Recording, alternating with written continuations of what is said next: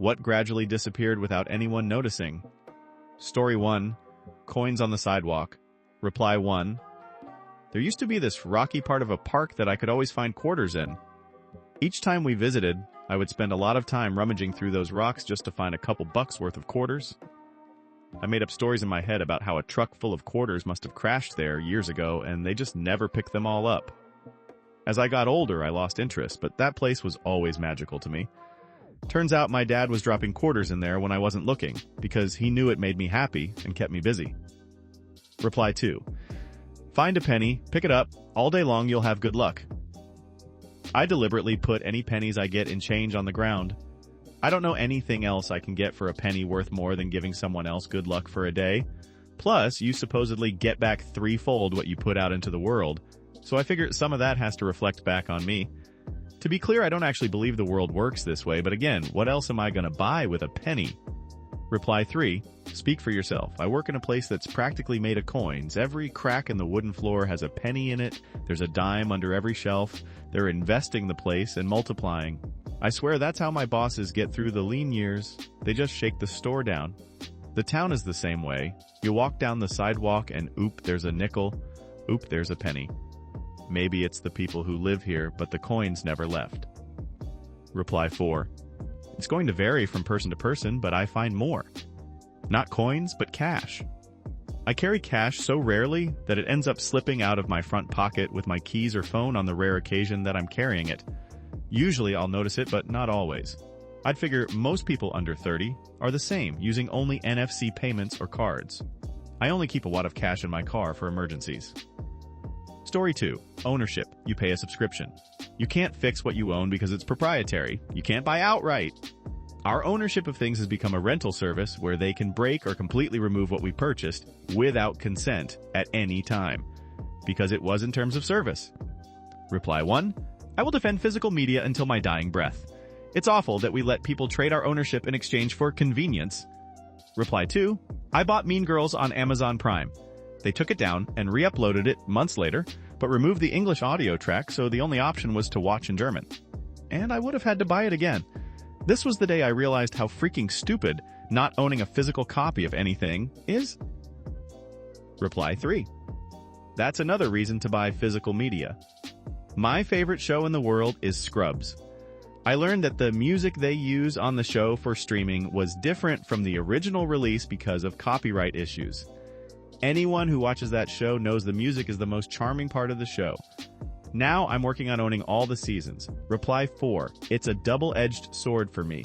I too like physical media, especially because movies will often have a director's commentary and other special features that don't exist with streaming. But the flip side is how often formats are upgraded for better video and audio. I've got movies that I have on multiple formats. VHS, DVD, DVD Special Edition, Blu-ray, Blu-ray Special Edition, then with Dolby Atmos Remix, etc. The amount I've spent just upgrading my favorites is daunting.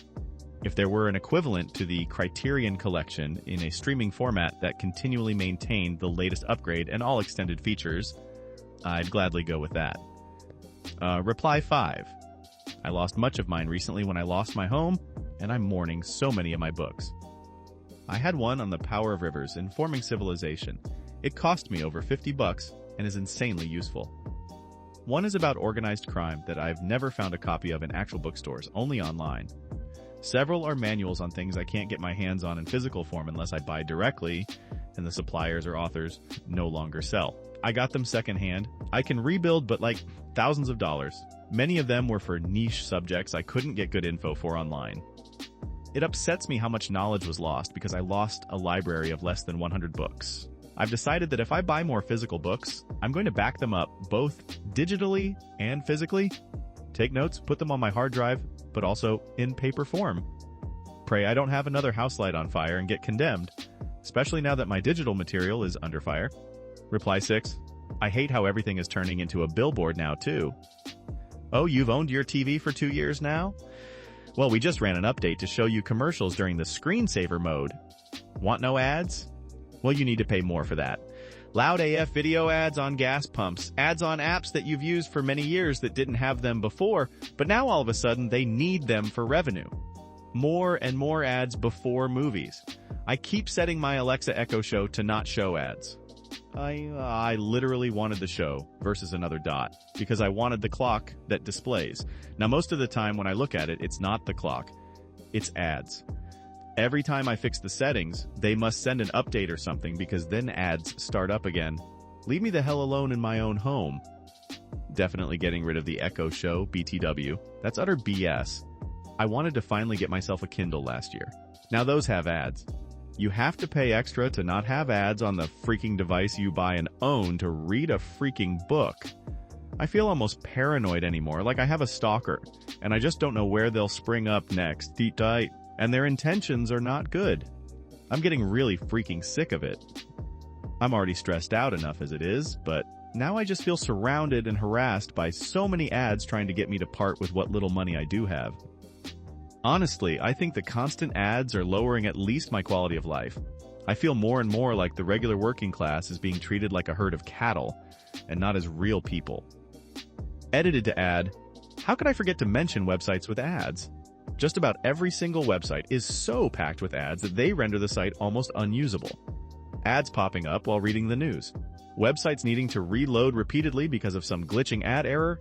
Ads taking up so much screen space that you can only read a few lines of whatever you are reading at a time. X buttons to close the ad windows are so tiny that you risk hitting the ad itself, and then you get redirected to a new site. I swear, there also must be a way that some apps and sites dial up the ad sensitivity to touch to 1000%. You just brush that ad with your finger while you scroll and boom, it opens up. It really makes being online such an obnoxious experience anymore, or using apps a chore. I've been getting more and more avoidant of being online, which I guess isn't a bad thing overall, but still, the internet used to be a pretty fun place to be. And then there are the ads that are sponsored content on Google results, Amazon results, etc. Amazon is obnoxious because those sponsored products just keep showing up repeatedly as you scroll through products. It's like they pop up after 5 actual search results over and over and over. And in the FB marketplace, ads that lead to other websites are getting harder to detect from actual things individual people are selling. Reddit has gotten bad about making ads look like they are actual posts or comments. Did anyone else notice the recentish addition of ads disguised as comments that are just mixed into comments, rather than just the first comment? That is sneaky AF. I'm going along reading comments, tapping the top of the comments to shrink them when I am done reading it. And then I accidentally will hit the top of an ad comment, and instead of shrinking like actual comments do, it takes you to a different web page. I know this was 100% their intent too, to trick a person into closing up comments as they read into hitting the ad. It's so sneaky and just gross. I guess ads must still work on a lot of people, or they wouldn't be pushing out so many anymore. Who are these people who are driving more ads by responding to them by buying products? So much so that ads just continue to litter every aspect of the world around us anymore. Or maybe the problem is that ads are not working as well as they used to drive up sales. And that's why they're finding new ways to force us to view these ads. Okay, sorry, I just need to let it all out. Story 3. Mid-career jobs, the great flattening. Reply 1, yeah, to add to this, climbing the corporate ladder has seemingly disappeared as well. I don't know a single one of my friends who has actually been promoted. If they ever move into a higher position, with better pay, it's because they switched companies. And then we get scrutinized by our parents for our lack of loyalty. Reply 2, the lack of promotions and raises absolutely drives me nuts.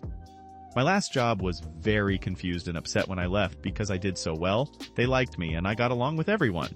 They requested an exit interview, so I did one. I was very blunt. Promotions were strictly limited to once every 2 years. I had tried to negotiate a higher raise as a stopgap, 7% instead of the typical 3%, which would have put me in the middle of my salary band, but was flatly denied. I asked what the incentive was for me to go above and beyond when 3% was the ceiling. I then explained how frustrating it was that I hadn't asked for that much, and that I was asking for average compensation for objectively excellent performance based on their performance metrics. I asked them to explain to me how it made sense to deny that, given that now they were going to have to spend at least 5 months searching for a replacement, based on how long it took to find me, given how uncommon the combination of skills necessary for this job was. That they were going to take 3 4 months to get up to speed, representing a total of 8+ months of lost productivity. And that, assuming my value added to the company was equivalent to my salary, it was going to cost 10 years of the raise I asked for just to get back to baseline. They had no response. This happened at my first 2 jobs. It shouldn't be this freaking hard to be rewarded for doing well at your job, especially since it's cheaper for the company than hiring externally. Reply 3. I'm in that position with my employees. It sucks, and I'll support them if they need a good recommendation for a different job. But my organization gives me a raise budget of 3%. I know how much it would cost to hire someone new. I want to pay them more money. I'd rather take some of our tech budget and just give it to my team. But there's no avenue forward with my org's policies. 3% budget for raises and promotions max out at 7%, or to the minimum amount needed to have them reach the bottom of the salary band. Reply 4. I'm very sympathetic to your position. Believe me. In my first job, it was an organizational thing. We had a flat organization. I spoke directly to the people who did have the power to do that, and they went full shocked Pikachu.jpg when I resigned. My previous job, and my current job, had managers in your situation. The previous job that I wrote about in my post was more of a trying to make it very clear for those in power why this team was going to be screwed for the foreseeable future. My current job actually came through on giving me a promotion followed by a sizable raise. A big part of that was that one, I had a manager in your position who wanted the best for me, too. I made it very clear that it was a make it or break it for me, and 3, she knew it wasn't empty words given I'd worked with her at my first job. And I felt really bad for my manager because I consider her a friend. The prospect of me leaving was very stressful for her, and I knew she was doing everything in her power to help. But it was completely out of her hands whether she was just screaming into the wind or not. Reply 5. My brother is an IT guy and asked for a 4% pay bump. They said no. He left 2 months later for a job that paid 17% better. He left that job for another one a year or so later for another roughly 25% better pay. 3 years went by at that job and he asked for a 10% bump. They said no. The first job was hiring for the same role he had worked there, originally at his current salary. They were never able to fill it with someone permanently. In 5 years he'd been gone. He said, give me 10% more than he was making and negotiated a built-in 5% raise every year and got an exit severance package. They hired him back and he's still there? The board directors of the company cringe when they hear his name. They likely lost over $1 million in productivity and hiring people to fill his role temporarily by refusing to give him a 4% raise like he asked. Story 4. Small independent hardware stores. They used to be a small-town staple, especially in the Midwest. Almost everyone used to be the oldest business in town, having been open since like 1895. Now, they're all mostly gone, and your only alternative is a big box hardware store or ordering on Amazon. It's incredibly depressing. Reply 1. A lot are Ace Hardwares, though, which isn't as good as individually owned, but much better than a standard chain, or big box stores as they're run a lot more like independent stores. Reply 2. Ace Hardware * is * individually owned, though. They operate as a sort of independent owner co-op type thing, so that they can buy things in volume like Costco, in the same sense that your local restaurant probably buys a bunch of supplies from Costco. And share marketing. The 1960s local hardware store might buy an ad in the newspaper to advertise a sale on gardening equipment. An Ace affiliate store contributes the same amount of money to the co-op who buys a nationwide TV ad on it across all the stores, e.g. Reply 3. Ace Hardware's co-op has actually been acquiring stores. They currently own several hundred, so most Aces are locally owned, but some aren't. My local Ace is part of a chain, Great Lakes Ace, that was partially owned by Ace for years until they recently bought the entire thing. Reply 4. I've looked into that, and the vast majority of stores currently operated by AC were either 24 months from going under, or the owners were looking to get out and had no interested buyers. Our local Ace-affiliated hardware store has been owned by the same family going on 5 generations now, with no signs of going under or impending sale. It's not a perfect solution, but it's better than no small hardware store at all. Reply 5. One in my town has been shut down since I was a kid. I went in there twice in the last few years. Both times the old dudes behind the counter were complete assholes and acted like I was stupid because I didn't use the correct name for things.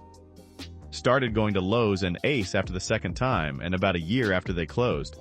Screw those old pieces of crap.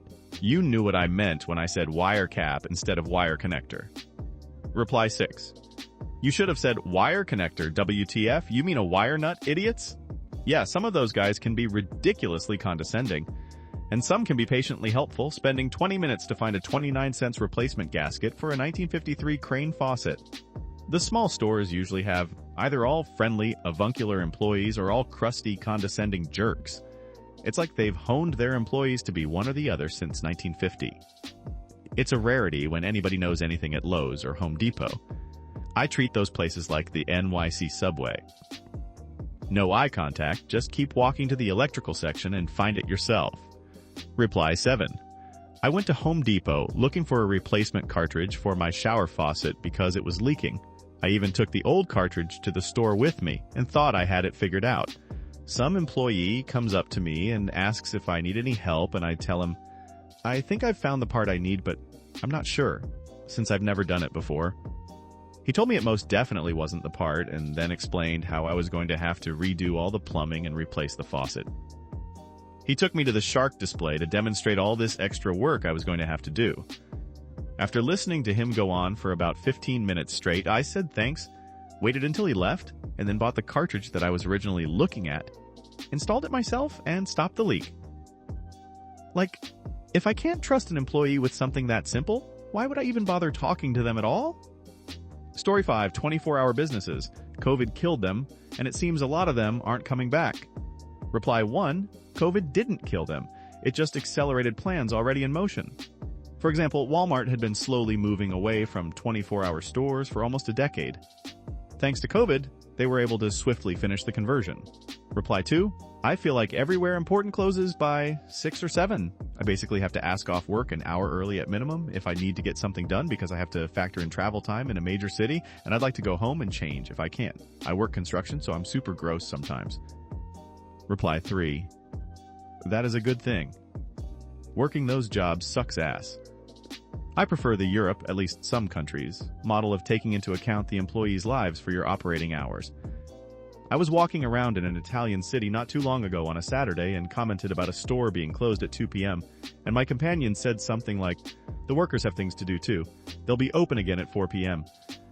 That struck me as eminently reasonable, and a significantly higher quality of life than the 3 a.m. grocery store worker had. Reply 4, I'm incredibly lucky that a local grocery store in my medium-sized 70 KK people city has stayed open 24 hours, even through COVID. I have non-24-hour sleep-wake disorder, so I'm equally likely to be awake at any hour, and being able to go grocery shopping as easily at 3 a.m. as 3 p.m. is amazing. Really easier since the store is delightfully empty. I don't see how they make money between midnight and 5 a.m. But man, am I grateful they haven't budged on it. I guess the couple asterisk that owns it got their start in the 50s in a 24 hours market niche, were successful, and stuck with it. Edited. To add, I guess I should say woman and son, her husband died in 2019 at 95, and the son is now the owner. Rabbit hole, they also seem to be rare, generous millionaires. Got their money through work, not inheritance. Working in their stores themselves until retirement, and occasionally at least until their 80s. I remember meeting Sherm stocking shelves as a kid. Donated $12 million to the Women's Health and Cancer Center at the local hospital, and give $5,000 a year scholarships for all local kids with a GPA above 3.0 to go to college. Wish I knew about that a couple of years ago. Reply 5. Good point, I'm pissed about this. If everything wasn't so crappy and wild economically right now, I'd say it'd be a good idea for some enterprising business owners to open stores with this specific bit of benefit as their advertising. Back in the day, I remember Wendy's, I think, being pretty popular with their advertising that they were open late in contrast with their competitors. Reply 6. I work overnights, and not being able to leisurely grocery shop at 3 a.m. on my nights off has been a real pain in the butt.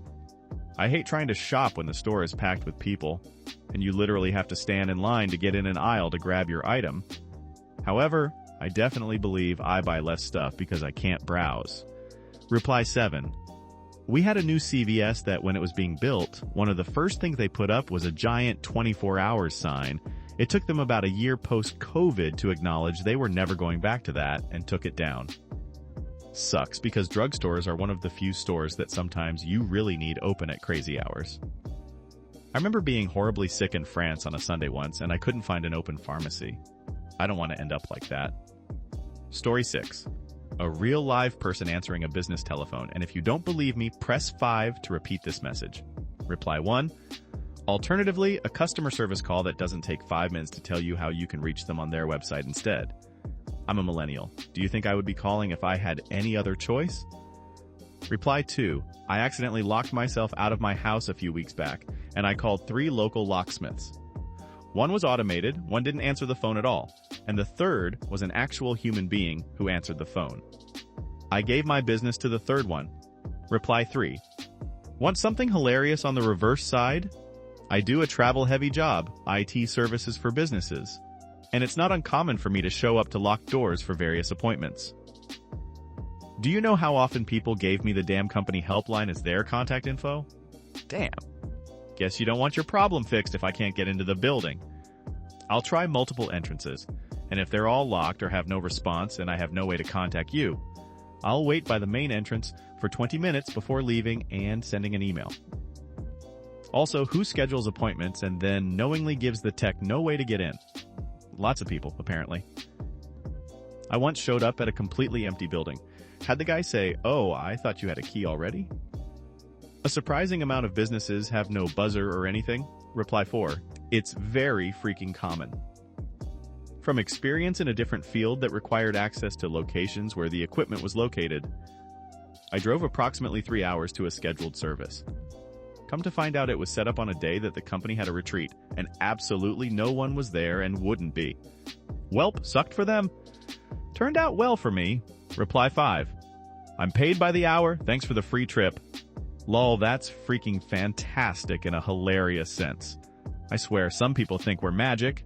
Getting information or help out of anyone is like pulling teeth sometimes. Something people like to do to me is give me turn-by-turn directions instead of just coughing up the damn address. Or telling me they're by the McDonald's, like that means anything. My absolute favorite is getting annoyed when I ask any questions at all. Bonus points if I can't even duplicate the problem they're talking about, and then it freaking turns out it's only happening to one specific user, name not mentioned of course, when they were previously acting like it was the entire building. Story 7. Online spaces for kids. When I was a child, we had several online places made for children. Every single children's TV channel had a website with games for kids. There were several online games geared towards children, like Club Penguin, etc. Now, if you're a 10-year-old, you either rot your brain with crappy YouTube videos, or you rot your brain with social media. Reply 1. The death of Adobe Flash did a significant amount of that damage. I remember Pop Tropica was basically in a coma for years afterward while they scrambled to convert it to HTML5. Nickelodeon and Cartoon Network just never bothered switching most of their content, so those websites are pretty much dead. Reply 2. Yep. And then the people who reacquired those IPs, that is, Club Penguin, all ended up being pedophiles and got the whole thing scrubbed. We're limiting our children's freedom outdoors, so instead, they look for freedom online, and spaces made for them are dwindling. So they instead end up isolated, lonely, confused, and probably finding material they shouldn't access until they are far, far older. Reply 3. I miss Bearville from Build-A-Bear. Was it basically advanced marketing to convince children to get their parents to buy them more stuffed bears so they could follow your in-game avatar around and add space to your in-game house? Yes. Did it also have educational minigames, custom music, and a whole map I could explore? Also yes, and now it's gone. Reply 4. I remember Toontown when I was a kid. A lot of kids these days are playing Cookie Run Kingdom for their new social escape. My 15-year-old plays it, so I got into it.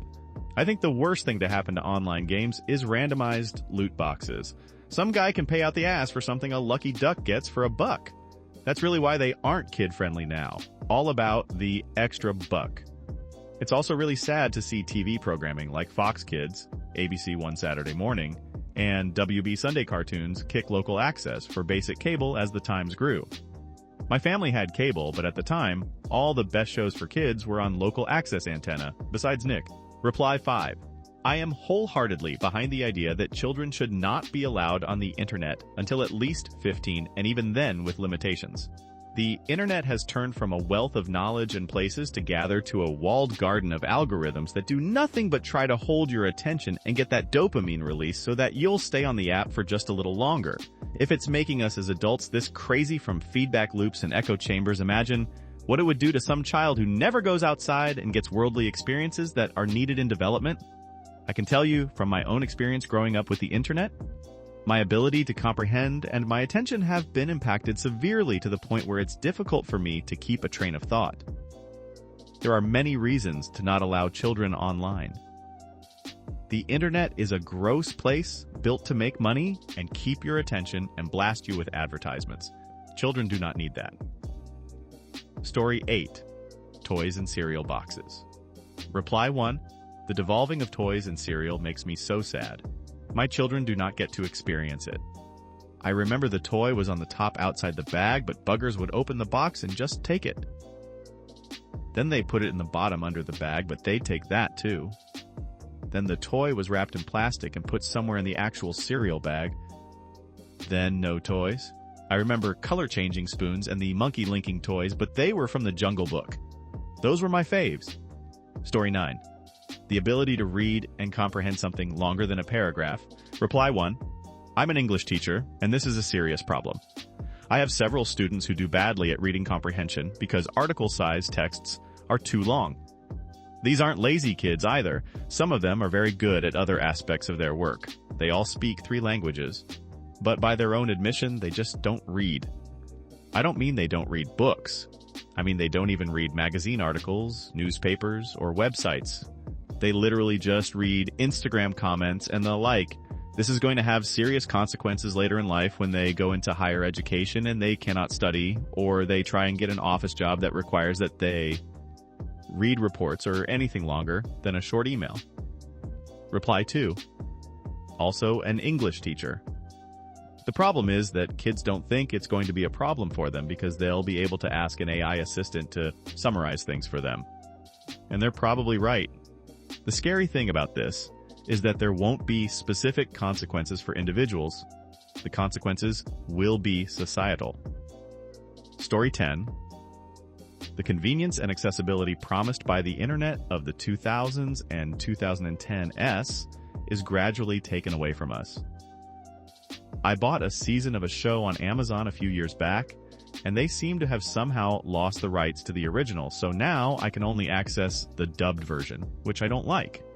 The show now is only available on a streaming service that doesn't exist in my country, so I got a VPN, only to find out that I can't freaking pay for the streaming service without a credit card. So now I just ordered the box set again, like I would have done 15 years ago. It's not just the streamers. I remember when website loading times were the topic when talking about browsers, but now every website you open requires for you to take 2 minutes to close 5 legal questions and pop up, "Do you want to register horse crap?" with the X's hidden in different spots every time. There are ads everywhere, and even if you buy the premium version of things, there are still more ads within the content, all for crap you'd never buy. Places like YouTube remove functioning like and dislike features so that you can't tell what videos you can simply skip. Google also seems to be less efficient than it was 8 years ago, and finding anything online has become a chore. All new security measures they introduce just steal your time and life energy. You want to log into Netflix on your PC, but you can't, because it needs to be registered as a temporary device. They send you an email, but to open the email, they first need you to enter a code they send to your phone, which is in the other room. So you go get it, and once you've entered the code and opened Netflix, you forgot what the screw you even wanted to watch in the first place. Don't get me started on all the freaking updates everything seemingly needs to do every other week. Reply 1, 2FA is the absolute bane of my existence. I've turned them all off. I have my password manager, and my minimum character length for anything important is 32 characters. But I usually just default to 128 or the maximum length. I play one game that requires no more than 10 characters, but if that gets compromised, oh well. 2FA is a solution to a problem that has an even simpler solution. Stop requiring accounts and apps for everything under the freaking sun. Reply 2. My uni now has 2FA, and I can tell you it's absolutely lovely trying to get into the online exam site at 7 in the morning when you suddenly notice your phone just isn't receiving a code for some reason. Nothing beats a stressful situation being complicated by another absolutely unnecessary stressful situation. I need to log in with 2FA for everything there, even if I just want to edit some obscure group project Excel sheet and enter my work times. 2FA it is. It's exceptionally fun because I just got used to not taking my phone everywhere I go / turning it off, so I don't always have to be reachable. Reply 3. It's funny to me on the Google thing because every answer on Reddit is, did you try Google? And now I want to be like, yeah, I did, idiot, and it sent me to this Reddit thread. In fact, Google has become so unreliable that I actually use it more as a Reddit search feature to try and see if someone has had my question before. Almost always, yes. And what some of the answers were for it. Reply 4. It has been defined as N-shitification. I think it's a symptom of capitalism. We develop these services based on great, even amazing ideas. These companies struggle in the beginning, then they take off, hit their stride in a few years, and become the ideal version of what they should be. Then the boardroom morons sink their claws in and turn it all to complete crap by trying to grow into way more than they should be. Facebook, Apple, Amazon, Twitter, Google, they all had a peak era of functionality where they were perfect, but it's never enough, and they start asking questions like, we know we exist to sell spatulas, but what if we also took over everything else in the world and then also the government? Enshittification. Like economic metastasis. Story 11. In the least sarcastic sense possible, critical thinking and self-reflection. It's really a struggle to engage with people these days who aren't capable of putting their bias and personal beliefs aside to think big picture or critically about any issue. People just jump straight to personal insults, fallacies, and the need to feed their ego. Reply 1. It's so hard to be a teacher right now. They literally wait for the answer. In an open book test the other day, I had a complaint that there wasn't a page number. There were only about 6 it could have been on, didn't want to look. Thanks for watching until the end. If you have a similar story to these that you want to share with us, please leave it in the comments below. If you enjoyed this video, please leave us a like and subscribe. For more videos like this one right now, please stop by our channel. Thanks again, and see you next time.